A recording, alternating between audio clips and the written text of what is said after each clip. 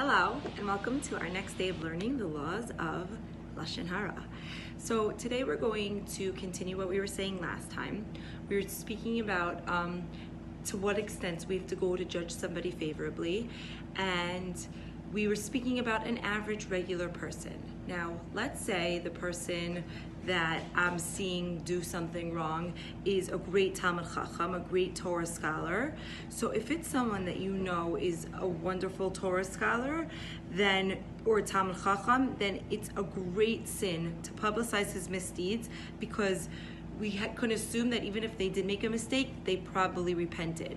So when it comes to a regular person, okay, there's different ways. We should try to judge them favorably, but if we know that they did something wrong, then we should maybe rebuke them in the kindest way possible. But if you see a Talmud Chacham, a Torah scholar, we have to assume that they did not do anything wrong. Now, a Talmud Chacham is someone who's legitimately a Talmud Chacham, right? Someone who's really a good person that we know is a tremendous scholar who is a good person.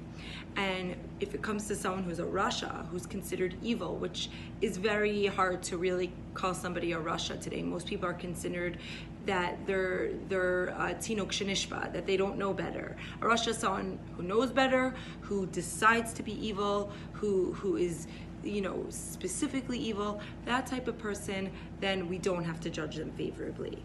But the Chafetz Chaim concludes this segment on judging people favorably by saying that, if you think it sounds far-fetched and you think it sounds silly, why do I have to judge someone favorably? I know when someone does something wrong. He says, all the Torah is asking you to do is to judge somebody how you judge yourself.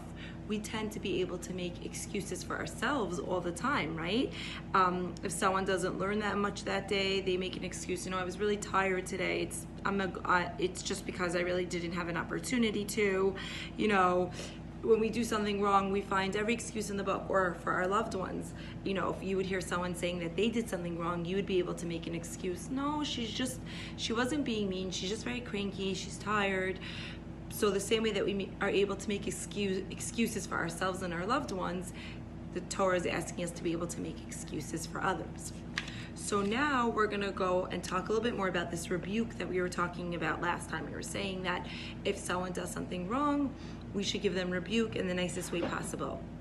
Now, in the most respectful way possible. So day 42 talks about rebuke. Now, what if I know for a fact that this person is not going to heed my rebuke? They don't care what I have to say. I see somebody who seems like they're really going on a downward slope. Things in their, they used to be, slowly, they're starting to dabble with things that they shouldn't be.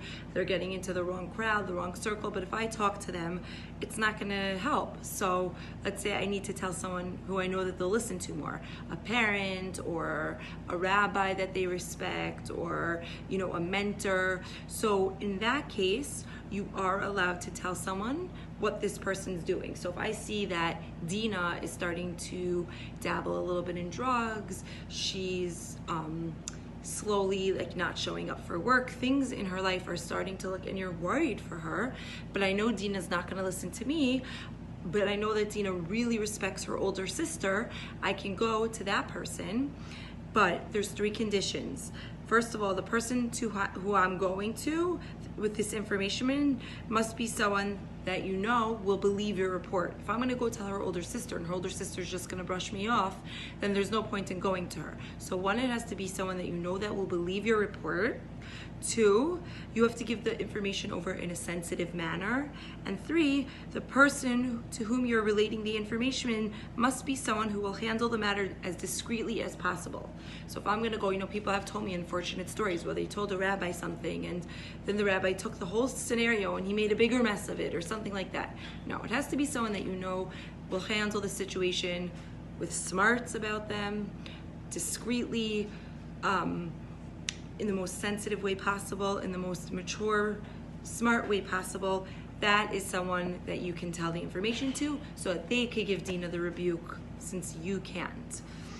But from these laws, the Chafetz Chaim says, we learn how sensitive the Torah is towards the feelings of all people, including sinners. Here we're dealing with a person who has sinned intentionally and is not receptive to criticism.